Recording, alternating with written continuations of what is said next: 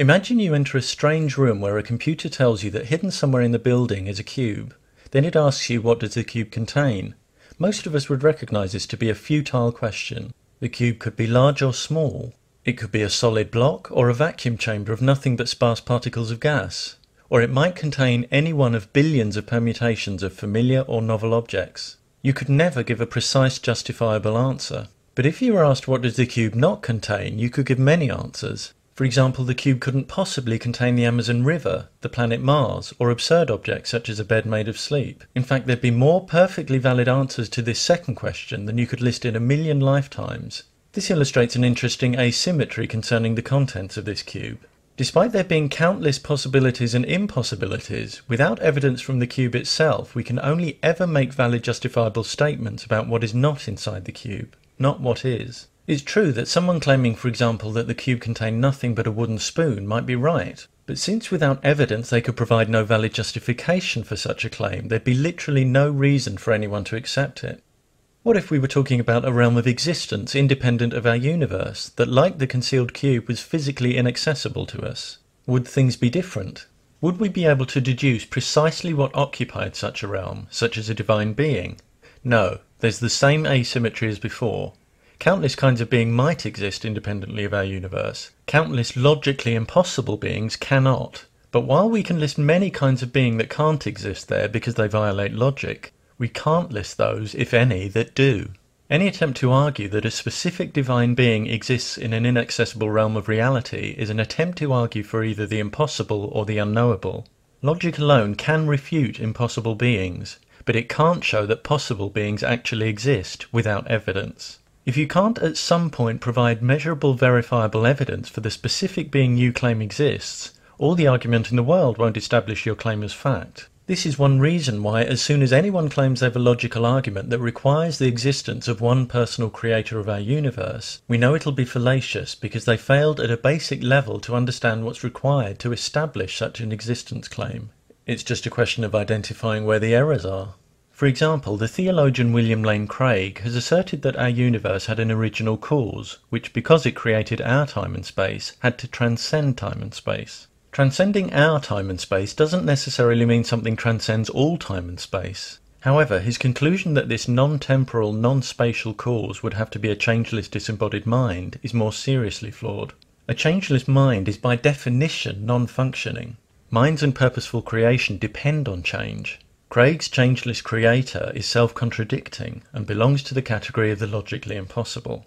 However seemingly plausible they may sound to the unwary or the already persuaded, all popular arguments for the existence of specific gods are based on false premises and/or conclusions and unjustified presuppositions, and 100 invalid arguments don't accumulate into one valid one. Many people with theistic beliefs don't get tangled up in pursuing doomed arguments like these. They know they can't prove gods with logic and have no need to do so. They realize their beliefs are personal and that others are entitled to different views.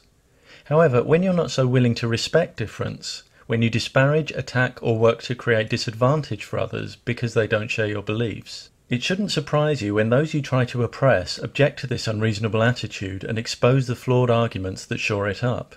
A belief in one or more gods might sustain you in your own life, but when you pressure others to adopt your beliefs and participate in practices associated with those beliefs, you give up the luxury of not having to explain yourself. You give yourself the burden of proof. And certain reasons that might seem sound when justifying a belief to yourself are simply not valid when you're trying to establish existence claims to other people, however passionately you express them.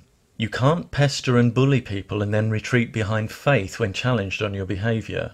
And if you can't demonstrate that gods exist, resorting to emotional blackmail to try to get people to believe is a dishonest tactic.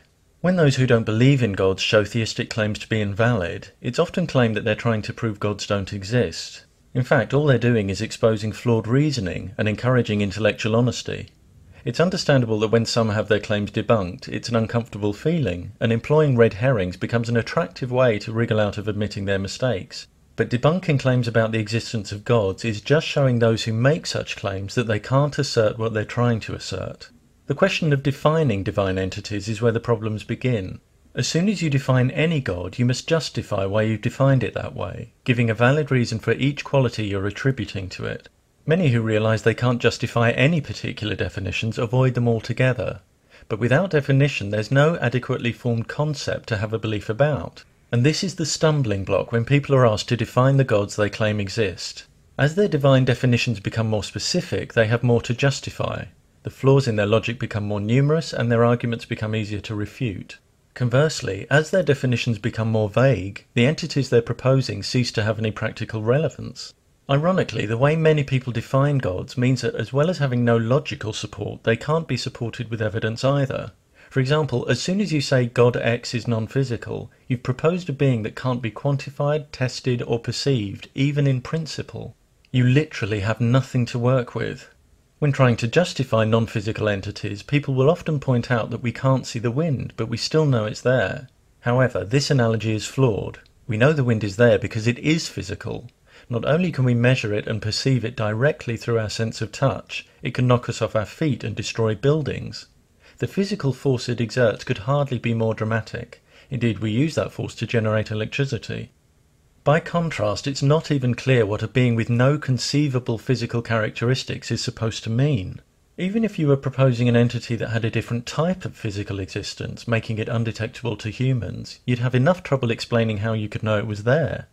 Many claim that the existence of particular gods can be demonstrated, that their powers can be manifested physically, and that these physical manifestations count as evidence. But even if we were to witness an event that genuinely challenged our understanding, that wouldn't justify inferring any specific divine agency.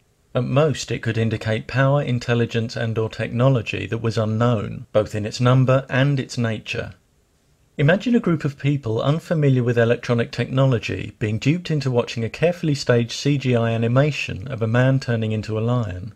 If they thought they'd just seen evidence of divine magic, we'd know that conclusion was false and due entirely to an illusion of technology beyond their experience. Likewise, if you were to see something genuinely jaw-dropping like stars spelling out words in the sky, you'd have no basis for drawing any reliable conclusions about the specific causes of what you were witnessing. You could be having your brain expertly controlled by aliens.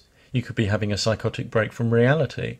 We already know that brains can conjure up richly detailed worlds when we dream, and that their dysfunction can cause us to hallucinate.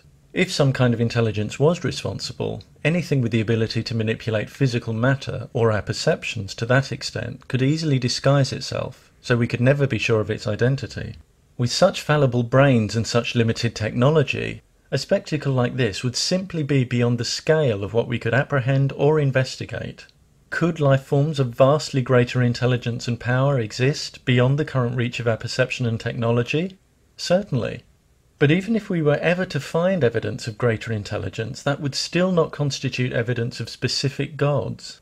Even if some kind of intelligence initiated the existence of our universe, there's nothing to say what the nature of that intelligence was. Whether it was a single rather than a collective intelligence, whether or not part of that intelligence remains interested in the universe, let alone the affairs of humans, whether or not that intelligence is aware of our tiny planet, let alone capable of communicating with its inhabitants, or even whether or not that intelligence still exists. When you impartially review a factual claim that, for example, one divine universe creator currently monitors and judges every human life, the layers of unjustified assumption needed to make such a claim become starkly apparent. One would be no less justified in proposing a race of aliens that created our universe with an advanced machine and annihilated themselves in the process. As soon as you propose any specific being, the nature of whose existence can't be reliably examined and quantified, even in principle, you're talking about a non-scientific concept that's insupportable by either logic or evidence. Without logic or evidence at your disposal, you have no grounds for demanding that anyone agrees with you. You certainly have no grounds for bullying and ostracizing them when they don't.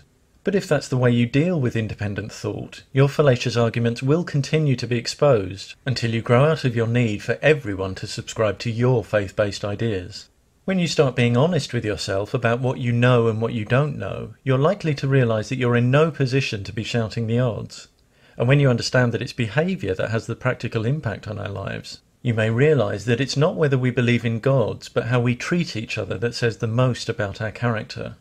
If you attack, condemn, or use emotional blackmail on people because they don't share your belief in one or more gods, you're invited to consider what that says about you and how it squares with the values you claim to embrace.